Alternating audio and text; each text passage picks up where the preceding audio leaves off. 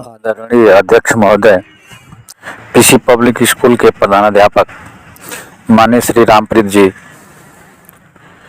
PC public school एकलाम चौराहा मायापुरी मिलिया विद्यालय के सभी अध्यापक अध्यापिकाएं, प्यारे छात्र एवं छात्राओं, आज समूचा देश 75वां गणतंत्र दिवस मना रहा है और उसी परिप्रेक्ष्य में हम भी यहाँ इकट्ठे हुए हैं। ये बड़े सौभाग्य की बात है कि हम सबको उन अमर शहीदों के श्रद्धांजलि सभा में भाग लेने का मौका मिला है। इन लोगों के संबंध में जो कुछ भी कहा जाए सूरज को दीपक दिखाने के समान है। जो भरा नहीं है भाव से, बहती जिसमें रसधार नहीं, वह हृदय नहीं वह पत्थर है, जिसमें स्वदेश का प्यार नहीं।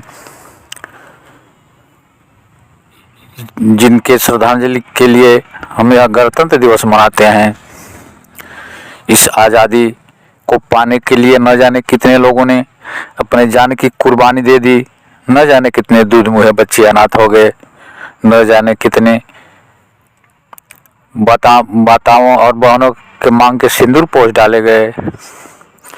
लेकिन धन्य है वे लोग जिन्होंने इस देश की आज़ादी के लिए हंसते हंसते फांसी के फंदे पर झूल गए, लेकिन भारत माँ को आज़ाद करा के ही छोड़ा। ऐसे वीर सपूत कभी कभी पैदा होते हैं जो इतिहास को बदलने की ताकत रखते हैं। आज इतने कड़ाके की सर्दी में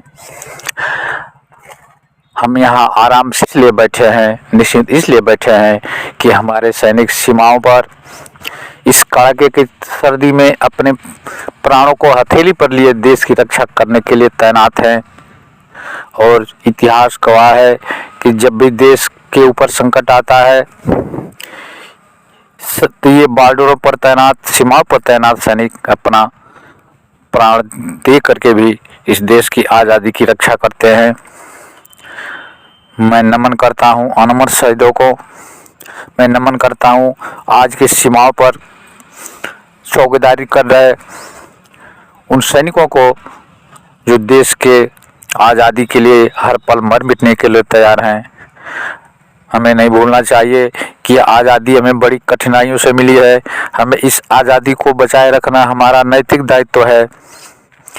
हमें एक ऐसी पीढ़ी का निर्माण करना है, एक ऐसे जनरेशन का निर्माण करना है जो देश के प्रति पूरी तरह वफादार तो हो ही, साथ ही साथ अपने देश और समाज को एक नई दिशा देने में समर्थ हो सके। और यह कार्य एक अध्यापक ही कर सकता है। यह जिम्मेदारी अध्यापक के कंधों पर ही है और अध्यापक ही वह व्यक्ति है जो समाज की दशा बदल सकता है। और आज समय की पुकार है, समय की मांग है कि हम एक ऐसे नई पीढ़ी को जन्म दें, एक ऐसे नई पीढ़ी का निर्माण करें जिस देश और समाज में सबको न्याय मिले, सबको समानता का अधिकार मिल सके। हमें एक से समाज का निर्माण करना है जहाँ का हर नागरिक शिक्षित हो, जहाँ का हर व्यक्ति सभी सुविधाओं से लैस हो, जहाँ पर कोई भेदभाव न किया जाए, जहाँ पर जाति धर्म और संप्रदाय के आधार पर किसी के साथ भेदभाव न किया जाए, जहाँ पर कोई भूखे पेट न सोए, जहाँ कोई बिना इलाज के दम न तोड़ सके। इस देश का एक भी नागरिक अगर भूखा पेट सोता है, अगर चिकित्सा के अभाव में, इलाज के अभाव में दम तोड़ता है, तो सही मायने में हम आज़ादी नहीं पा सके हैं। आज़ादी तब मिलेगी, पूर्ण रूप में आज़ादी तब मिलेगी जब हर आदमी आर्थिक, सामाजिक और राजनीतिक रूप से आज़ाद होगा। जब इस देश के हर नागरिक को रोटी, कपड़ा, मकान, स्वास्थ्य, शिक्षा और न्याय जैसी सुविधाएं मुफ्त में उपलब्ध होगी, जहाँ का हर आदमी, जिस देश और समाज का हर आदमी अपने आप को पूर्ण रूप में सुरक्षित कर सकेगा, सुरक्षित महसूस कर सकेगा, तब आज़ादी का सही मायना है, तब हम सही मायने में आज़ाद हो पाएंगे।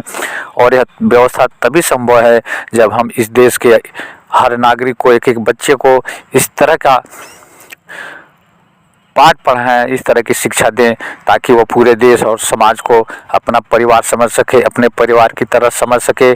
आज जिस तरह से पारिवारिक व्यवस्थाएं टूट रही हैं, जिस तरह से माता पिताओं के प्रति बेटे कठोर होते जा रहे हैं, हमें इस परंपरा को बदलने की आवश्यकता है।